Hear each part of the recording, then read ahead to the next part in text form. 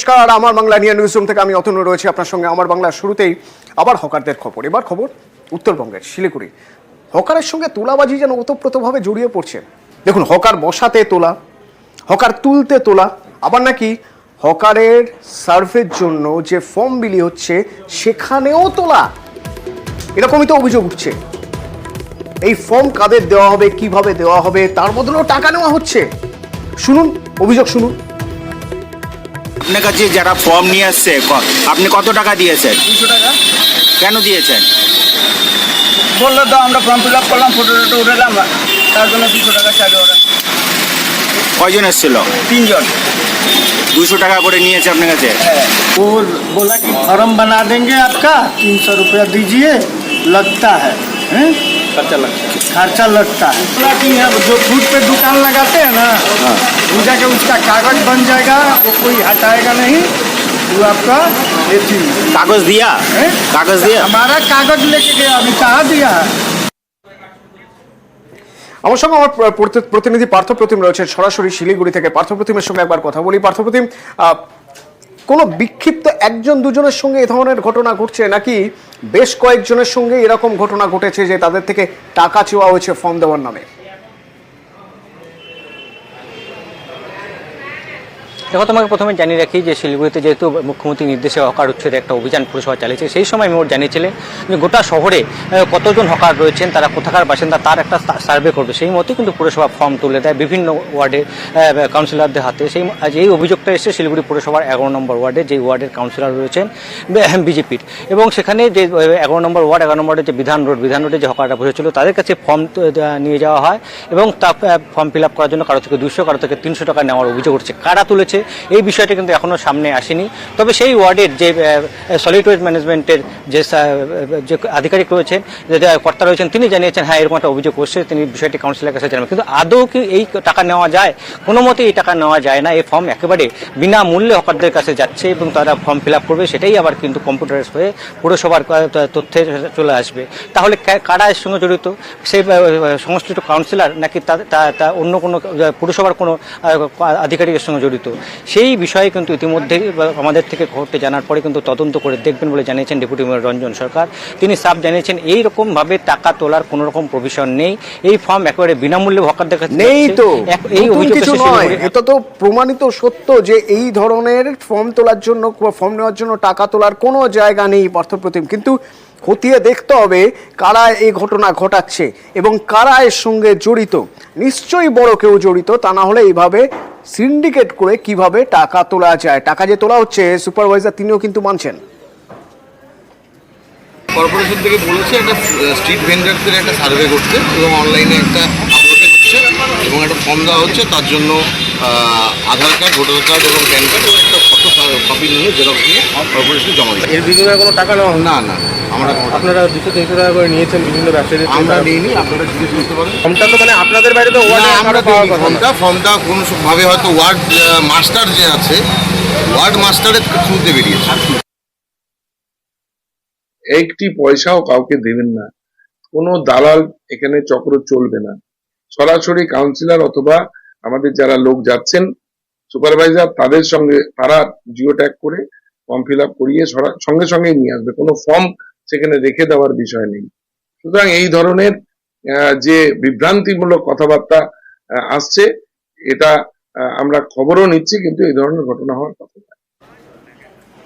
যারা পরীক্ষা দিয়েছেন নিটে কি হবে, তাদের অত্যন্ত গুরুত্বপূর্ণ শুনানি ছিল আজ সুপ্রিম কোর্টে এবং সেই শুনানির শেষে সুপ্রিম কোর্টের নির্দেশ এই শনিবারই ফল প্রকাশ করতে হবে এবং সম্পূর্ণ ফল প্রকাশ করতে হবে এনটিএকে এই নির্দেশই দেওয়া হয়েছে। ওয়েবসাইটে সেন্টারের নাম প্রকাশ করতে হবে, তবে পড়ুয়াদের পরিচয় গোপন রেখে নম্বর প্রকাশের নির্দেশ দেওয়া হয়েছে। सुनवाई के बाद कोर्ट ने नेशनल टेस्टिंग एजेंसी को एक डायरेक्शन दी है कि वो सारा का सारा रिजल्ट डिक्लेयर करे सिटी वाइज और सेंटर वाइज, ताकि पटिशनर्स उस डाटा को भी एनालाइज कर सके, ये दिखाने के लिए कि इस एग्जामिनेशन में पेपर लीक हुआ है। अब इसकी सुनवाई सोमवार को होगी। কিন্তু এই নিট নিয়ে প্রতারণা চক্র কিন্তু ভীষণভাবে সক্রিয়, এখনো পর্যন্ত সক্রিয়। 60 থেকে 90 লক্ষ, বেশি নয়, তাহলেই নিটের প্রবেশিকায় আপনার পরীক্ষার্থীর নাম উঠে যাবে। শুনবেন, শুনুন। আমাদের পক্ষ থেকে মার্কস ম্যানিপুলেশন করানো হচ্ছে। আপনার যে ক্যাটাগরি থাকবে কত আমরা বানিয়ে দেবো, তাহলে আপনি নিজের সেটাই গভর্নমেন্ট মেডিকেল কলেজ পেয়ে যাবেন পিজি। কিভাবে মার্কস বানাবেন একটু আমি বলবেন? সবার আগে আপনাকে ব্রাঞ্চটা বলতে হবে কি আপনি কোন ব্রাঞ্চে করাতে চান। সেখানে আমাদের লোক থাকে, তো সেই আপনি মার্কস বানিয়ে দেবে। তারপর যখন সবাই রেজাল্ট চেক করবে তখন আপনিও রেজাল্ট চেক করবেন, তো আপনি কি করে এসেছিলেন, তারপর রেজাল্টে কি মার্কস আসছে সেটা আপনি ভালো করে জেনে যাবেন। এটা ঠিকঠাক হবে, এটা সিওরিটি পাবো? অবভিয়াসলি সিওরিটি আছে ম্যাম, কারণ যত টাকাগুলো থাকবে আপনি অনলাইন ব্যাংকিং এর মাধ্যমে দেবেন। এক টাকাও আপনার থেকে আমি ক্যাশ নেব না। যদি আপনি মেডিসিনতে যাবেন সেখানে আপনি 90 লাখ পড়ে যাবে, সার্জারিতে যাবেন সেখানে আপনার 90 লাখ পড়ে যাবে, গাইনোতে যাবেন সেখানে আপনার 60 লাখ পড়ে যাবেন। এরকম রেট আছে ম্যাম। যত টাকাগুলো হবে সেটাকে আপনাকে রেজাল্টের পর দিতে হবে। আমরা চাইছি যে এই ধরনের দুর্নীতি যাতে বন্ধ হয়, সেই জন্যই প্রশাসন যাতে আগে ভাগে একটা বন্দোবস্ত করেন, কোয়ারি করে যাতে সেই জায়গাটা ধরতে পারেন। ওখানকে যেটা সব থেকে বেশি হয়েছে যে এত ওপেন কথাবার্তা ওইভাবে বলবেন না, এটা আমার মনে হয় ব্যাংক থেকে ওই ডকুমেন্টস চাইছে আমার টাকা পয়সা তুলে নেওয়ার কোনো ধান্দা, এই ধারণা থেকে নারী থানায় জিডি করা হয়েছে। বর্ধমানের এক চিকিৎসককে এই প্রস্তাব দেওয়া হয় 60 থেকে 90 লক্ষ, তার মধ্যেই হয়ে যাবে। তো কারা এই প্রস্তাব দিল? এই ফোন নাম্বার কাদের? ফোন নাম্বার কি ট্র্যাক করা সম্ভব হয়েছে? কারণ ইতিমধ্যেই পুলিশে অভিযোগ জানিয়েছে ওই চিকিৎসক। শরদিন্দু প্রতিনিধি আমার সঙ্গে রয়েছেন। শরদিন্দু, এখনো পর্যন্ত কি জানতে পারছি আমরা, ওই নাম্বার কি ট্র্যাক করা সম্ভব হয়েছে? কবে ফোন এসেছিল?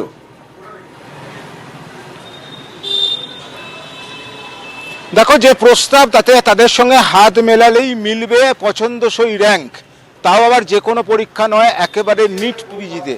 এবং তার জন্য প্রথমে দিতে হবে 3 লক্ষ টাকা, এবং যদি র্যাঙ্ক পছন্দসই র্যাঙ্ক যখন তাদের কথা মতো যখন মিলে যাবে তখনই কিন্তু দিতে হবে 60 লক্ষ টাকা গাইনোকোলজির জন্য, মেডিসিন বা অন্যান্য বিভাগের জন্য 90 লক্ষ টাকা।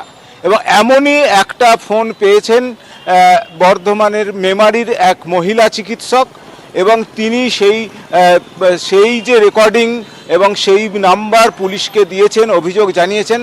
পাশাপাশি ডাক্তার সংগঠনের পক্ষ থেকে রাজ্য পুলিশের ডিজির কাছেও অভিযোগ জানানো হয়েছে যে বিষয়টি তদন্ত করে দেখা হোক, কারণ এইভাবে বড় লোকেরা পয়সা দিয়ে নিট পিজির আসন কিনে নেবে আর বাকিরা মেধাবী ছাত্ররা, দুস্থ ছাত্রীরা তারা পড়াশোনা করেও চান্স পাবে না, এটা যেন না হয় এমনই দাবি করছে পুলিশ। বলছে ইতিমধ্যেই এ ব্যাপারে জোরদার তদন্ত শুরু করা হয়েছে। ওই নম্বরটি কার বা কোথা থেকে এই ফোন এসেছিল তা খতিয়ে দেখার চেষ্টা চলছে। খুব তাড়াতাড়ি অভিযুক্তদের সন্ধান পাওয়ার চেষ্টা চালানো সম্ভব হবে বলেই পুলিশ মনে করছে। তবে এখনও যে এই প্রতারণা চক্র সক্রিয় তা কিন্তু প্রমাণ করছে এই ফোন এবং এই ফোনের কথোপকথনও পরিষ্কার যে তারা একেবারেই মোটা টাকার অফার দিচ্ছে এবং তাতে তাদের যে একদম র্যাঙ্ক নিশ্চিত হবে সেটাও বলা হচ্ছে। শুধু তাই নয়, যথাযথ জায়গায় অভিযোগ জানানো হয়েছে। আমাদের সংগঠন association of health service doctors থেকে আমরা রাজ্য পুলিশের ডিজিকে জানিয়েছি যে অবিলম্বে তদন্ত করে এই যে নেক্সাস, এই যে এই চক্রটাকে ধরতে হবে, তাদের উপযুক্ত শাস্তি দিতে হবে। এবং যে আমরা কেন্দ্র সরকারের কাছেও দাবি জানাচ্ছি যে যে এই পরীক্ষা ব্যবস্থাটাকে সম্পূর্ণ স্বচ্ছ রাখার জন্য যা যা করার তাই করতে হবে। যদি আপনারা না পারেন তাহলে রাজ্যে ফিরিয়ে দিন পরীক্ষা, এবং যে বিভিন্ন ইউনিভার্সিটি যেরকম পরীক্ষা নিতেন সেরকম পরীক্ষা যদি এখন নেন, আমরা মনে করছি যে তাতেও যে দুর্নীতি হবে না তা বলছি না, কিন্তু অন্তত ধরাছোঁয়ার মধ্যে থাকবে। দুর্ঘটনার কবলে পড়ে ডিব্রুগড় এক্সপ্রেস গোন্ডার কাছে, উত্তরপ্রদেশের গোন্ডার কাছে চণ্ডীগড় থেকে আসছিল। কিভাবে ঘটল দুর্ঘটনা? নাশকতা, রেল তো তাই মনে করছে। নাশকতার তত্ত্ব উঠে আসছে। বলা হচ্ছে দুর্ঘটনার আগে বিস্ফোরণের শব্দ শোনেন লোকো পাইলট।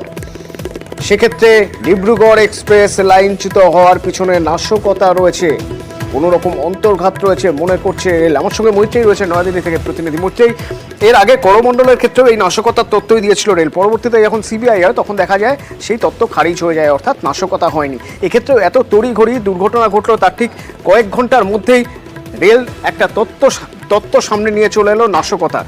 কিভাবে? দেখো, রেলের তরফ থেকে যেটা দাবি করা হচ্ছে যে রেল সূত্রে যেটা দাবি করা হচ্ছে যে লোকো পাইলট তিনি কোনো একটি বিস্ফোরণের শব্দ শুনেছিলেন ঠিক দুর্ঘটনা ঘটার আগে। এবার এই বিস্ফোরণের শব্দ কোথা থেকে এসেছিল, কি কারণে এসেছিল, সেই গোটা বিষয়টি খতিয়ে দেখা হচ্ছে বলে রেলের তরফ থেকে জানানো হয়েছে। কিন্তু একই সঙ্গে তুমি যেমনটা বললে একেবারেই ঠিক যে এই প্রশ্নটা উঠছে যে এই নাশকতার তত্ত্বই কি তাহলে এখন প্রকাশ্যে আনতে চাইছিলেন, তার কারণ একের পর এক দুর্ঘটনা যেভাবে দেখা যাচ্ছে সেক্ষেত্রে দাঁড়িয়ে রেলের নিরাপত্তা ব্যবস্থা প্রশ্নের মুখে উঠছে এবং সেই নিরাপত্তা ব্যবস্থার প্রশ্ন এড়ানোর জন্যই কি এই তথ্য প্রকাশ্যে আনা হচ্ছে, এই প্রশ্ন উঠছে। যদিও রেলের তরফ থেকে জানানো হচ্ছে যে তারা বিস্তারিত তদন্ত না হওয়া পর্যন্ত এই ব্যাপারে তারা চূড়ান্ত কোনো মন্তব্য তারা করবেন না। তাদের বক্তব্য লোকো পাইলট যেটা শুনেছিলেন তারা শুধু সেটুকুই জানাচ্ছেন। তবে এর সঙ্গে আরেকটা জিনিস জানিয়ে রাখতে চাইবো, রেলের যে লাইন ছিল সেই লাইন কিন্তু সম্পূর্ণভাবে উপড়ে গিয়েছে এই দুর্ঘটনার ফলে, বা সেটা দুর্ঘটনার অভিঘাতের ফলে হয়েছে নাকি কোনো বিস্ফোরণ বা কোনো নাশকতার ঘটনার ফলে সেই রেলের লাইন পুরো উপড়ে গিয়েছে, সেই সবটাও কিন্তু দেখা হচ্ছে। ঠিক তাই, তদন্ত ছাড়া সে কথা বলা সম্ভব নয় এত দ্রুত। কারণ যাতে মৈত্রী, তোমার সঙ্গে যখন কথা হচ্ছিল তুমি বলছিলে যে এর আগে করমণ্ডলের ক্ষেত্রেও এই নাশকতার তথ্য দেওয়া হয়েছিল এবং সেক্ষেত্রে সিবিআই পরে সেই তথ্য খারিজ করে দেয়। তড়িঘড়ি কাঞ্চনজঙ্ঘা এক্সপ্রেসের ক্ষেত্রেও বলা হয়েছিল যে এখানে যিনি চালাচ্ছিলেন সেই চালকের ভুল। পরবর্তীতে রেলওয়ে সেফটি কমিশনার তিনি জানিয়ে দিলেন যে না, সেই তথ্য ভুল। ঘন ঘন লোডশেডিং, প্রতিবাদ। গতকাল রাতে প্রতিবাদ করা হয়েছে, তখন নাকি জোর করে পুলিশ দিয়ে সরিয়ে দেওয়া হয়েছিল। আজ সকাল থেকে মানিকচকে বিক্ষোভ, টায়ার জ্বালিয়ে আগুন ধরিয়ে দেওয়া হলো, রাস্তায় আগুন জ্বালিয়ে বিক্ষোভ। পুলিশ সেই বিক্ষোভ হটাতে গেলে পুলিশের সঙ্গে হাতাহাতি, রক্তাক্ত হলেন আইসি। পুলিশের গাড়ি নয়নজুলিতে ফেলে দেওয়া হলো।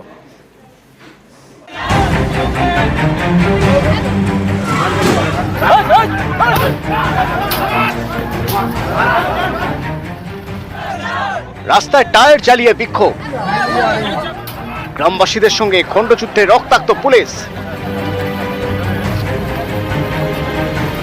পুলিশের গাড়িতে ভাঙচুর, নয়াঞ্জলিতে ফেলা হলো পুলিশের গাড়ি। পাল্টা পুলিশ গুলি চালায় বলে দাবি স্থানীয়দের। বৃহস্পতিবার সকাল থেকে এভাবেই মালদার মানিকচকে তুল কালাম। গ্রামবাসীদের অভিযোগ, কয়েকদিন ধরে মানিকচকের এনায়েতপুরে ঘন ঘন লোডশেডিং হচ্ছে। বুধবার এ নিয়ে বিদ্যুৎ দপ্তরে অভিযোগ জানাতে গেলে অভিযোগকারীদের উপর চড়াও হয় পুলিশ। এর প্রতিবাদে প্রথমে রাস্তা অবরোধ করে বিক্ষোভ দেখান গ্রামবাসীরা। অনেক অসুবিধা হচ্ছে, বাচ্চারা রাত্রেবেলা পড়াশোনা করতে পারছে না, সকালবেলা স্কুল কিরকম যাবে। বিদ্যুৎ দপ্তরে গেলাম, বিদ্যুৎ দপ্তর পুলিশ দিয়ে আক্রমণ করে দিল পাবলিকের উপরে। পুলিশ লাঠি চালিয়েছে, সবকে তাড়িয়েছে। এই ক্ষিপ্ত হয়ে পাবলিকরা আজকে পথ অবরোধ করেছে। অবরোধ হটাতে গেলে বিক্ষোভের মুখে পড়ে পুলিশ। গ্রামবাসীদের সঙ্গে শুরু হয় খণ্ডযুদ্ধ, রক্তাক্ত হন আইসি। স্থানীয়দের দাবি পুলিশ গুলি চালায়। পুলিশ ফায়ারিং করে দিয়েছে, সিআরপিএফ বলে কি বলে। আমি যাচ্ছিলাম, তারপরে পায়ে লাগলো, আমি বললাম কি বোধা হয়ে গেছে। দেখলাম তো রক্ত বেরোচ্ছে। গুলি তো আমি দুজনকে দেখতে পেলাম, আমি আর একটা ছেড়ে আছে, গুলি কাজ করছে পুলিশ। জনতা পুলিশ খণ্ডযুদ্ধে দুপক্ষেরই বেশ কয়েকজন জখম হন। আহতদের মালদা মেডিকেলে পাঠানো হয়। বেশ কয়েকজনকে আটকও করে পুলিশ। পরিস্থিতি কন্ট্রোলে আছে, বোথ সাইডস ইনজুরি হয়েছে, 3 জনকে মেজর ইনজুরিজ আছে। মানিকচকের এই ঘটনায় জেলা শাসকের থেকে রিপোর্ট চেয়েছে নবান্ন। মালদা জেলা শাসক নিতিন সিংহানিয়াকে ফোন করেন মুখ্য সচিব বিপি গোপালিকা। এদিন মালদার চাঁচলেও পরিস্থিতি গরম হয়ে ওঠে। পুলিশকে ঘিরে দেখানো হয় বিক্ষোভ।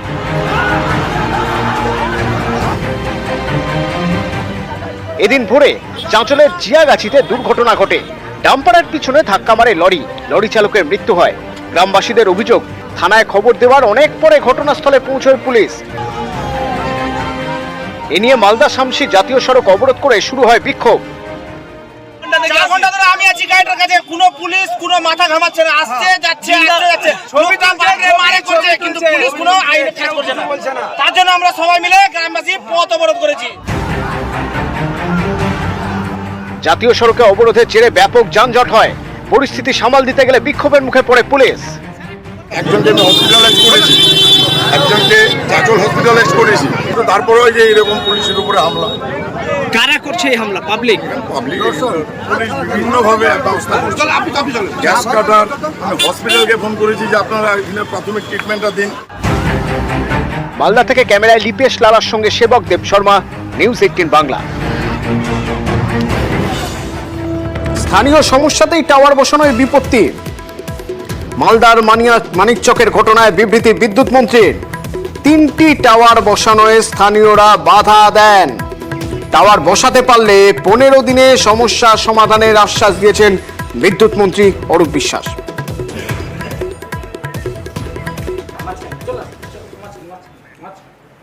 3 দিন ধরে ভেড়ির আলা ঘরে গা ঢাকা দিয়েছিল, কিন্তু শেষ রক্ষা হলো না। মোবাইল লোকেশন ট্র্যাক করেই অবশেষে পুলিশের জালে সাদ্দাম।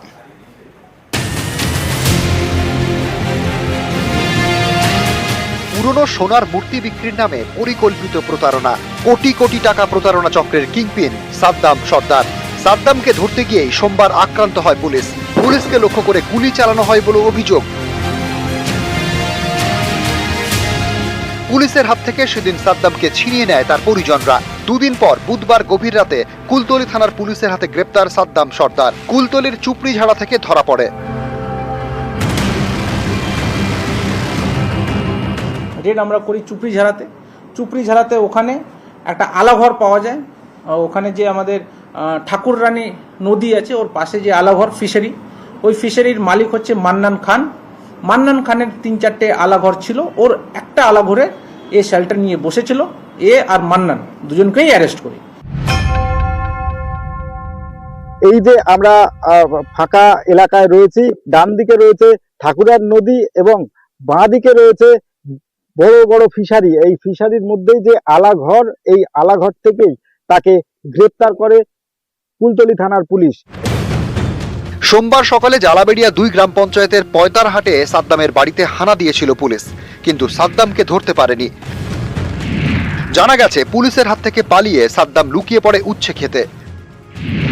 সেখানে বেশ কিছুক্ষণ লুকিয়ে থাকে। সন্ধে নামতেই আরেক জায়গায় পালায়। নদী পার ধরে চলে যায় চুপড়িঝাড়ায়। এখানেই মান্নান খানের ভেড়ি। ভেড়িতে নজর রাখতে থাকে আলাঘর। এই সেই আলাঘর। এই আলাঘরেই সোমবার থেকে লুকিয়েছিল সাদ্দাম সর্দার। এই যে আলাঘর, সেই আলাঘরে থাকার জন্য সাদ্দামের সমস্ত রকম ব্যবস্থা করে দিয়েছিল। এখানে যেটা দেখা যাচ্ছে যে প্রত্যেকটি একটি মানুষ থাকতে গেলে তার যে যে করণীয় যে যে জিনিস লাগবে সেগুলো রয়েছে, যেমন খাবার জিনিস থেকে শুরু করে নেশার জিনিস, এবং তার সঙ্গে মশার উপদ্রব থেকে বাঁচতে মশার মারা ধূপ, রাত্রে যাতায়াতের জন্য টর্চ লাইট, তার সঙ্গে পেস্ট, বৃষ্টি হলে ছাতা এবং তার সঙ্গে গামছা, এবং তা রাত্রে লাইটের জন্য সোলার লাইটের ব্যবস্থা। তার সঙ্গে একাধিক জামা কাপড়ও সেখানে রয়েছে।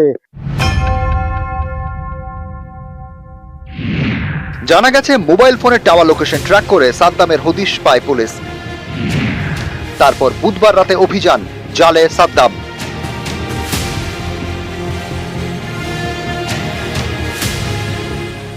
ফাইনালি আমরা যেটা করেছি, এদিকে এখন টোটাল এই কেসে 5 জন আমরা অ্যারেস্ট করেছি, আজকে ফরওয়ার্ড করব। করে আলটিমেটলি আমরা এই মেইন যে মাথা সাদ্দাম সর্দার, একে আমরা এখনো অ্যারেস্ট করতে পারলাম। আর এখন যেটা শৈরুল যে আছে, এখনো পলাতক আছে। আমরা চেষ্টা করছি যত শীঘ্রই হোক আমরা একে অ্যারেস্ট করব। নিউজ 18 বাংলা। বাবা সিপিআইএম এর প্রাক্তন পঞ্চায়েত সদস্য মান্নান খান, নিজেও সিপিআইএম নেতা। সেই মান্নান খানের কাছেই শেল্টার নিয়েছিল সাদ্দাম। মান্নান খানকেও গ্রেপ্তার করেছে পুলিশ।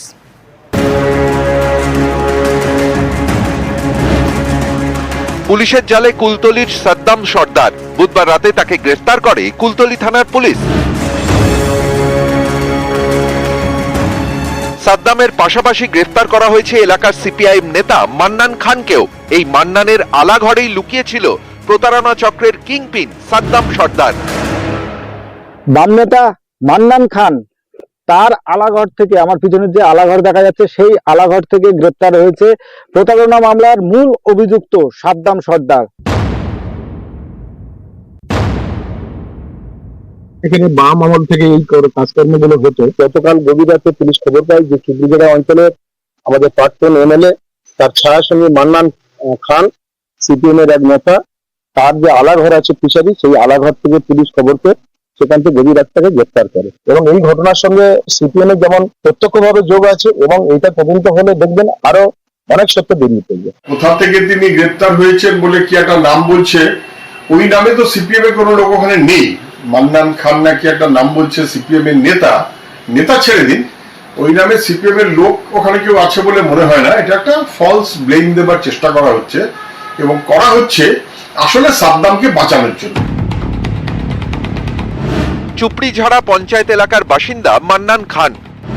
তার বাবা সিপিআইএম এর পঞ্চায়েত সদস্য ছিলেন। দীর্ঘদিন ধরে মাছের ব্যবসা করেন মান্নান।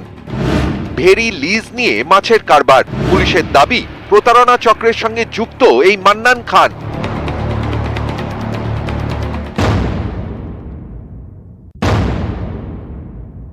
মান্নানের পরিচয় কি, মানে এও কি চক্রের সঙ্গে যুক্ত? এর চক্রের সঙ্গে যুক্ত, এর এগেইনস্টও কেস আছে বিভিন্ন। নিজেকে তো সিপিএম মেম্বার বলছে। একই সাথে কারবার করে এই যে একদম একদম একদম এদের একটা গ্রুপ আছে, অ্যারাউন্ড 12 থেকে 14 লোকের একটা টিম আছে, এই টিমরাই এটা করে। আপনার ছেলে কি সিপিএম দল করে? না, এখন না করে না, সব বারাঙ্গি দিয়ে সব বসছে, কোনো দলের সঙ্গে যোগাযোগ নেই।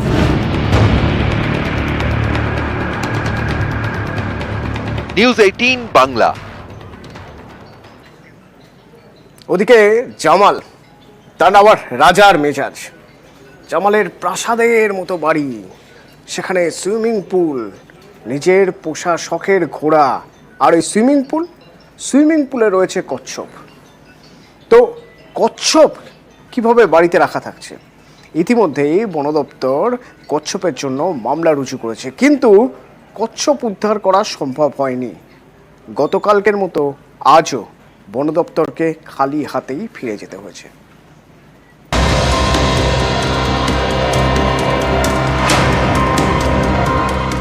জামাল সর্দার সোনারপুরে প্রত্যন্ত গ্রামের মধ্যে তার প্রাসাদের মতো বাড়ি। জামালের বাড়ির সুইমিং পুলে কচ্ছপ। বাড়িতে কচ্ছপ রাখা বেআইনি, তাই বন্যপ্রাণ প্রতিরক্ষা আইনে জামালের বিরুদ্ধে মামলা রুজু করেছে বন দপ্তর। বুধবার রাতে কচ্ছপ উদ্ধারও করতে যান বন দপ্তরের কর্মীরা, কিন্তু জামালের বাড়ির গেটে তালা মারা থাকায় ভিতরে ঢুকতে পারেননি। প্রায় 1.5 ঘন্টা অপেক্ষা করার পর বন দপ্তরের কর্মীরা ফিরে যান।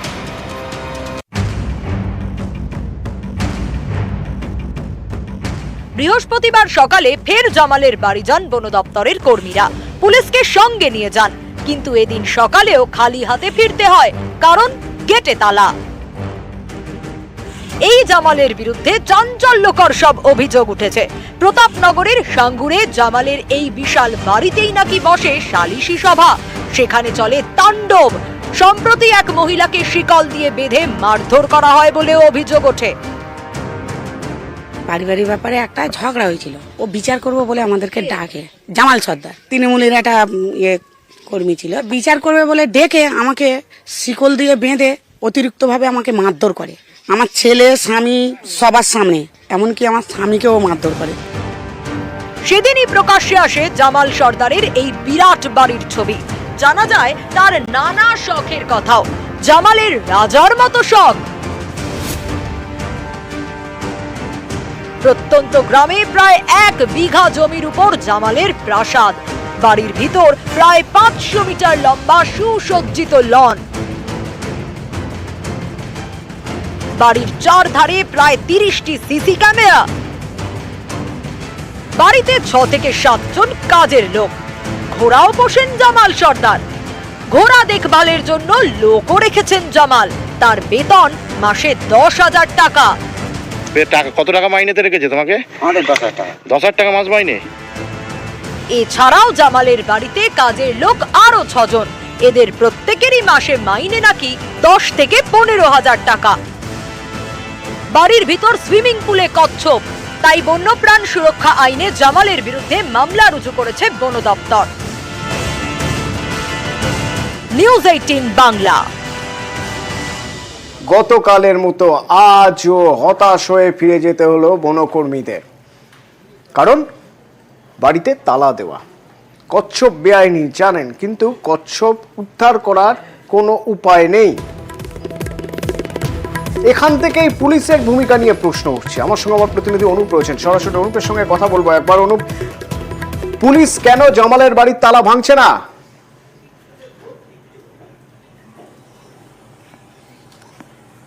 তো এখানে কিন্তু পুলিশের যে ভূমিকা, সেই ভূমিকা নিয়ে কিন্তু প্রশ্ন উঠতে শুরু করেছে। জামালের বাড়ি কেন তালা পুলিশ ভাঙছে না? গতকাল যখন মানে বন দপ্তর আধিকারিক তারা যখন আসে, গতকালকের পর আজকেও তারা এই বাড়িতে, অর্থাৎ এই যে বাড়ি জামালের বাড়ি, এই বাড়িতে এসে পৌঁছয়। এই বাড়িতে এখনো পর্যন্ত কিন্তু বর্তমানে এই তালা দেওয়া অবস্থায় রয়েছে এবং পুলিশ আধিকারিক তারা কিন্তু একেবারে বাইরে পাহারায় থাকলেও ভিতরে কিন্তু একেবারে বন দপ্তরের যখন আধিকারিক আসছে তারা কিন্তু ভিতরে ঢুকতে পারছে না। সেক্ষেত্রে একেবারে একজন অভিযুক্ত, একেবারে ফেরার আসামি, তার বাড়ি ঢোকার ক্ষেত্রে কেন এত ইতস্ততা বোধ করছে পুলিশের ক্ষেত্রে, এই প্রশ্নগুলো ইতিমধ্যে উঠতে শুরু করছে। তার কারণ একেবারে জামালের যে এই বাড়ি, সেই বাড়ির ভিতরে যখন বন দপ্তরের আধিকারিক গতকাল রাতে তারা আসে, তারপরে সকালবেলা আসে, একেবারে তারা জানে যে এখানে কচ্ছপ ভিতরে আছে এবং কি কি বন্যপ্রাণ আছে পুরোপুরি স্পষ্ট না হলে কচ্ছপ যে আছে এটা কিন্তু এক প্রকার স্পষ্ট তারা দেখতে পেয়েছে। সেই কারণে যেহেতু একেবারে ভারতীয় বন্যপ্রাণ আইন অনুযায়ী, শিডিউল 1 আইনে অনুযায়ী কিন্তু কচ্ছপ অনুযায়ী থাকলে সেখানে কিন্তু উদ্ধারের জন্য একেবারে উদ্ধার করে। সেক্ষেত্রে যখন বন দপ্তর আধিকারিক তারা যখন এখানে আসছে, তারা যখন একেবারে কচ্ছপ উদ্ধার করতে, সেক্ষেত্রে কিন্তু পুলিশের যে ভিতরে তালা ভেঙে বা ভিতরে ঢুকতে পারছে না, কারণ এই সমস্ত প্রশ্ন যেমন উঠছে পুলিশের ভূমিকা নিয়ে উঠছে। সেক্ষেত্রে একজন অভিযুক্ত ফেরার আসামি তাকে বাড়ির ক্ষেত্রে ঢোকার ক্ষেত্রে সমস্যা হয়, এই কচ্ছপ উদ্ধারের ক্ষেত্রে বন দপ্তর এত সমস্যার মধ্যে পড়তে হয়, তাহলে একজন অভিযুক্ত আসামি সেক্ষেত্রে পালাবে না এমন কি গ্যারান্টি আছে? এখানে কিন্তু পুলিশের ভূমিকা, সেই সমস্ত ভূমিকা নিয়ে ইতিমধ্যেই প্রশ্ন যেমন উঠতে শুরু করেছে। পাশাপাশি বাইরে পুলিশ পাহারা থাকলেও ভিতরে কিন্তু কোনোভাবে বন দপ্তরের আধিকারিকরা দুদিন ধরে কিন্তু ভিতরে ঢুকতে পারছে না। ধন্যবাদ অনুপ।